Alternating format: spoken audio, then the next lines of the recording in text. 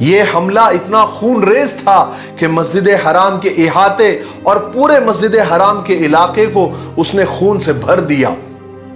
30,000 یا 3,000 لوگوں کو قتل کیا، جس میں سے 1700 حاجی اور 700 طواف کرنے والے بھی شامل تھے۔ خانہ کعبہ پہ جو میزاب رحمت ہے، جو پرنالہ ہے، اس کو بھی توڑ دیا۔ زمزم کے کنویں کو بھی نہیں بخشا، اور کعبے کے دروازے کو توڑ دیا اور اس کے ٹکڑے ٹکڑے کر کے اپنے فوجیوں میں بانٹ دیا اور لوگوں کا مال بھی لوٹا۔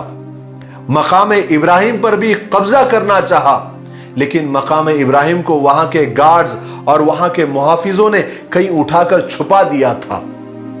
بیت اللہ کا غلاف اتار دیا اور حجر اسود کو کدال سے نکالا، اس کے ٹکڑے کیے اور وہاں سے نکال کر اپنے ساتھ بحرین لے کر چلا گیا، اور جاتے جاتے لوگوں میں اعلان کیا کہ آئندہ سال حج کے لیے ہمارے یہاں آنا، اب حج ہمارے یہاں ہوگا۔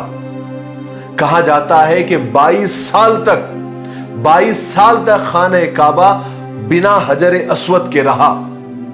ان 22 سالوں میں کعبہ میں طواف کرنے والے صرف اس خالی جگہ کو چومتے، بوسہ دیتے اور استلام کرتے تھے۔ بہت سارے بادشاہوں نے بعد میں حجر اسود کو واپس لانے کی بہت کوششیں کی اور بہت سارے آفر بھی دیے، دھمکیاں بھی دی، لیکن وہ ناکام رہے۔ 339 میں ایک عباسی خلیفہ تھے جن کا نام خلیفہ مقتدر باللہ تھا۔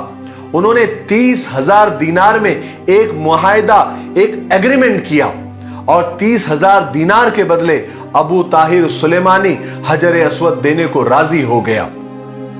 پھر جب حجر اسود کو لانے کے لیے شیخ عبداللہ بحرین پہنچے تو ابو طاہر سلیمانی جو بحرین کا بادشاہ تھا، اس نے ایک مکاری اور کی، ایک مجلس بٹھائی اور آزمانے کے لیے کہ شیخ عبداللہ اصلی حجر اسود کو پہچانتے ہیں یا نہیں، ایک ایسے ہی پتھر جو ایک خوبصورت غلاف میں لپٹا ہوا تھا جس میں سے خوشبو آ رہی تھی، آپ کے سامنے پیش کر دیا اور کہا کہ یہ لیجئے آپ کا حجر اسود۔